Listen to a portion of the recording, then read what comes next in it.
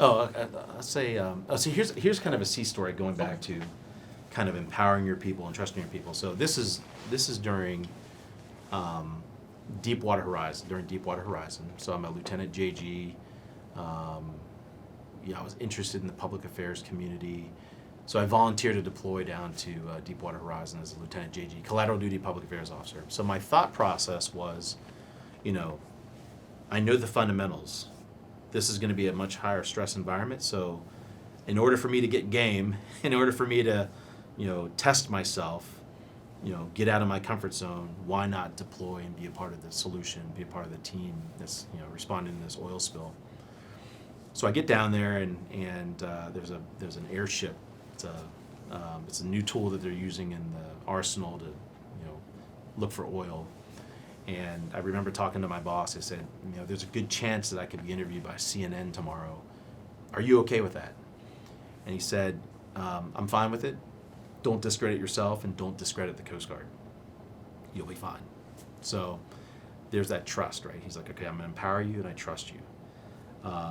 So I get there and as a public affairs officer, you typically don't want to be the talking head. You want to get the experts that are doing the work. And I remember Rob Marciano was the interviewer. He's the kind of the celebrity guy. He says, hey, Scott, I'd love to mic you up. And I said, well, let me go get you some talk. Let me get you some people who are actually doing the work. And he's like, okay. So I go up and there's two warrant officers. And they're like, we don't want anything to do with the media. So they're like, they lock themselves in the pilot house of this boat. And I'm like, okay, I guess I'm going to be the one that does the interview, but I'm prepared. And so I talked to Rob. I'm like, hey, I'll do the interview for you. I just need to make a phone call to the command post to let them know what's going on. So they mic me up. I'm on the phone, and he's going live to an international audience.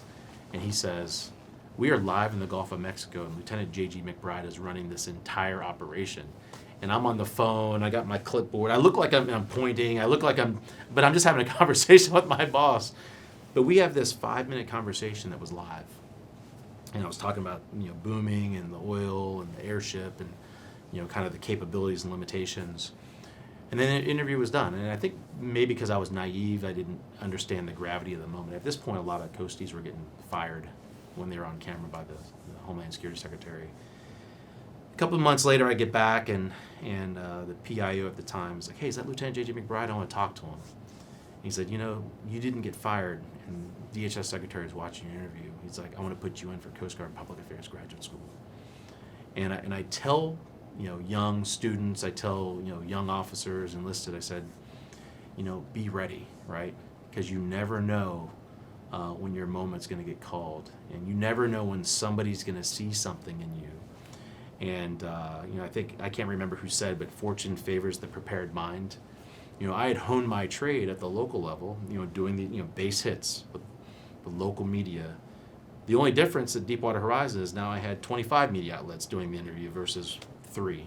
So, but it's the same skill set. And I think if you bring it down to those terms, those simple terms, and say, I can do this, it helped. And in that situation, whether it was naive or I was prepared, that helped get me to where I am today. And a lot of it had to do with trust of my boss.